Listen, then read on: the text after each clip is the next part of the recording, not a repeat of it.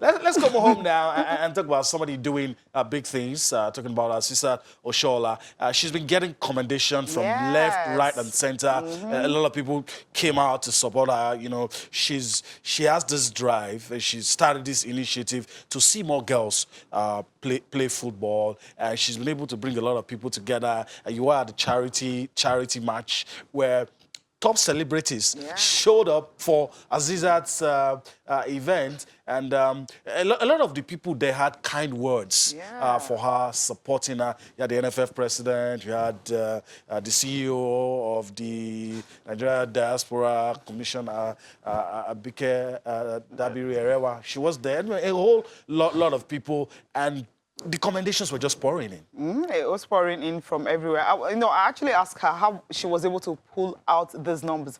She was like, come on, when you're doing something really good, everyone wants to identify with you. And that's something that actually picked, from me, having been able to put all these girls together. Earlier in the year, we talked about how the whole thing started about 300 girls coming together and everything, and then you were able to pick the final 3 who were able to get, the rewards coming from the awards and all that. The 3 MVPs, of course, they went home with some cool cash and everything, and the fact that one will have opportunity to go play in Spain, and also some of these players will be selected and all that. I was happy that BK, came to actually support her. She came pretty very early. Yeah. Waited for like an hour before the whole thing started. I was like, wow. I mean, how do you, how much, huge. It's really huge. You know what, let's just, listen to her, what she had to say concerning this particular, events like this. And also she mentioned, how we can actually incorporate athletes in diaspora, to also come home and be able to, support sport. I love this kicker. This is a kicker up here. She can actually play football. She got it right. Okay, let's hear from her. Wherever you find success, try to give a helping hand. Our sister has made a name as a female footballer, and she's not just talking her world, but she's trying to influence positively the world of younger girls. And we keep saying that life is about touching lives. By doing this, she's touching the lives of these young girls who, just may take after her or even do better than her. So it's a very impressive thing. And then whatever you do, particularly for girls, is very much worth it. So that's why we're all here to support her and support these girls so that they can, even if it's not football, the fact that they can know that there are people to look up to and you can be who you want to be and succeed in wherever you find yourself and make a success of your life. So whatever we do for younger ones is very much worth it. Well, I think we continue to get better. We're proud of our sisters and other women that have done so well in the world of sports. So we continue to get better. And then we need to also encourage, there are so many of them in the diaspora, they don't want anything. They just want an enabling environment that makes it possible for them to be able to participate and shine and show for their country. There are a lot of them that are, playing or doing things for other countries. We rather do for Nigeria, but there are stumbling blocks. We can remove those stumbling blocks. It's not money.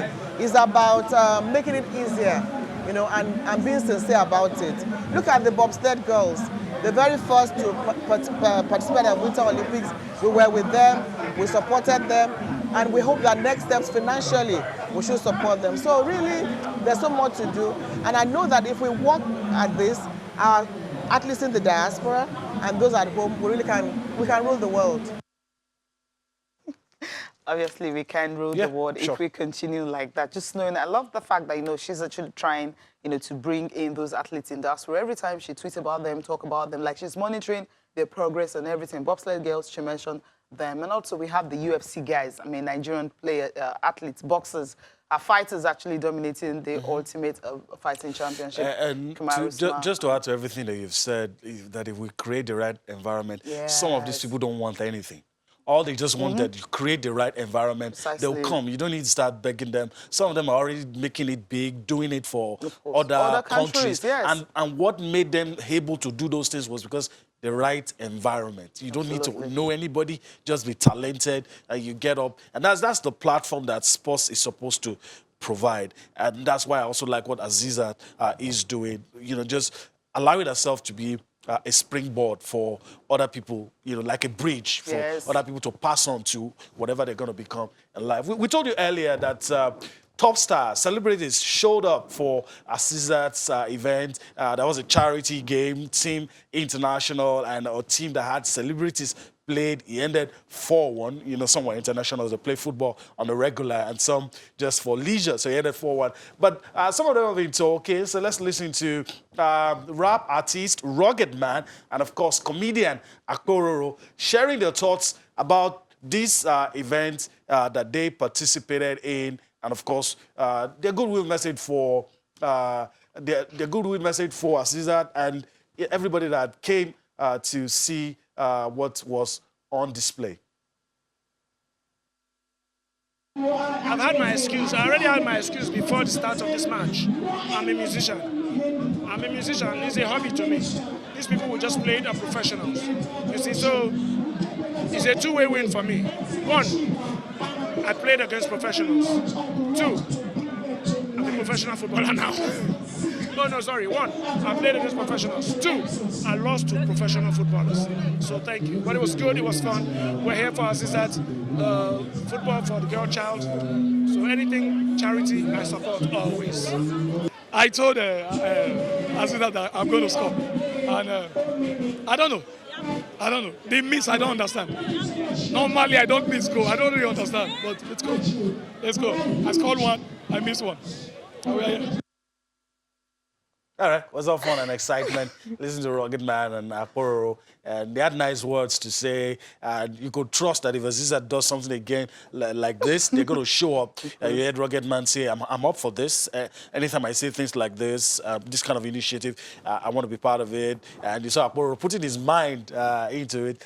Say it was a big draw. It attracted a lot of people. Got the publicity it deserved. And I hope that the young girls that are supposed to benefit from this, I hope that later in life we'll be talking about them benefiting from what Asisat has done. Absolutely. We already have the previous editions that she's done over the years. We already have some big stars, coming in from there. Monday Gift. She also played in the Nigerian Women's Premier League All-Star and all that. She was actually here. Then you have Chidima Okeke, was one of those players that were discovered when I think it was the 2013 edition or not even like some time back, like 2015 or 2016. She was part of those girls that played. FC Robo scouted her. She was playing for FC Robo, and later we saw her at the World Cup, and right now she's in Spain playing football. So it's a win-win for all the girls that came to actually participate in this particular one. I mean, some of these comedians, after watching them play, I was like, each time they start teasing their teams, especially Rugged Manchester United fan, and okay.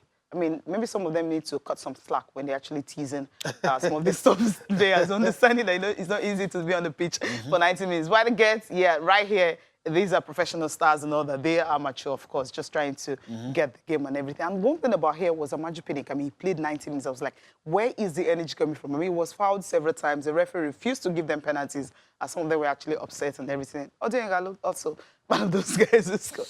It was a fun game for everyone at the end of the day. It was a fun game. Like I said, a big draw. And since you mentioned Amaju Pinnick, the president of the Nigerian Football Federation, you cornered him on a very interesting topic, and because people want answers. And so, I mean, let me allow Cecilia to do the honors. He gave us what we wanted to hear, because there's a vacuum in the Super Falcons, and a lot of people don't want it to continue like that. And rightly so, you cornered him, and he was able to give you an answer. Absolutely. Let's just hear from him. I'm just enjoying what Igalo did there. I mean, he just waited for all of them to come out and decide to tip the ball. And come on, I know you're a professional. You shouldn't do that to them. All right, so let's just listen to the NFF president, Amaju Pinnick, answer the questions, talking about the plans for the Women's League. He says he has big plans in 2020, telling us to watch out. And, of course, the vacant managerial position in the Super Falcons. We'll take that and we'll come back for more on Sports This Morning. A lot of toxic atmosphere, but yesterday I had a meeting, today, and I believe within these two meetings, by the end of January, you hear something very big coming from the female football. That I can assure you. You are going to employ our coach. They are going to be advertised, I think on Monday. After advertising, the next thing is for them to select the best.